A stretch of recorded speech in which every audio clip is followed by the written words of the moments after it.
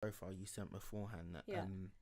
The company, the the angel investment Yeah. vehicle, I don't know Yeah. what to call Yeah. it. Mm-hmm. You invest in Brazil, across the Yeah. So some of the Caribbean. real estate is across, Brazil, Bahamas, Florida, New York. Okay. And then we also invest in, like I said, I invest in things that I can understand. Yeah. So Okay. that's why I I was focus going to on ask, biotech. how do you go about Yeah, like I knowing what focus to on invest in? biotech. Okay. Or if another teammate is, specializes in another area and an opportunity comes, somebody has to know and understand the opportunity for us to decide that we're going to even look at it. Right? Okay. First and foremost. So, you know, opportunities come up all the time through word of mouth. People say, this is, it's always happening. Someone said, oh, there's this healthcare center that's up for sale over here. Are you interested? And yeah, sure, I'll take a look at it, kind of thing. So it's just, people by word of mouth, opportunities are presented to you all the time, and you have to take a look at it. Is it something you can understand?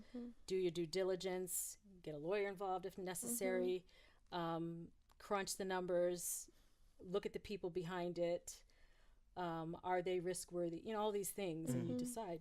If you have 3 opportunities and you assess all of them, you maybe you prioritize and decide, okay, we only want to do one, or it just depends on. But you're looking at the full package, doing your due diligence and analyzing things and seeing the potential, and also looking at the people involved. Okay. Are they worth it? And are you willing to take the risk on them? I should say. Yeah.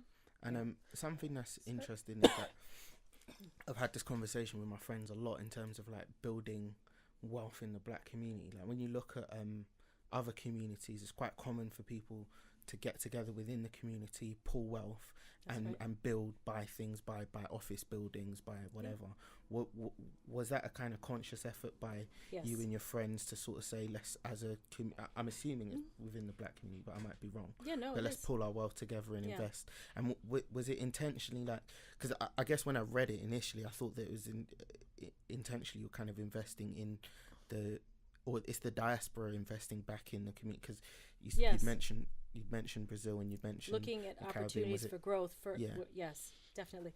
And back to this building your wealth in the black community, it first starts with, which is again, it's another arm of the network, Arete network, is I really think it's important for young people to understand what it means to be financially fit.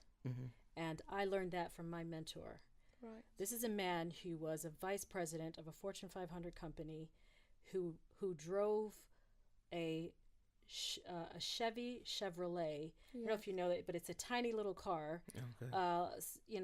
Like a little mini. Yeah. Okay. And he kept it for years until his foot went through the floor of the car. That's what this man drove to work every day. He did not get a Mercedes. He did not get all these other cars that people he didn't spend his money like that.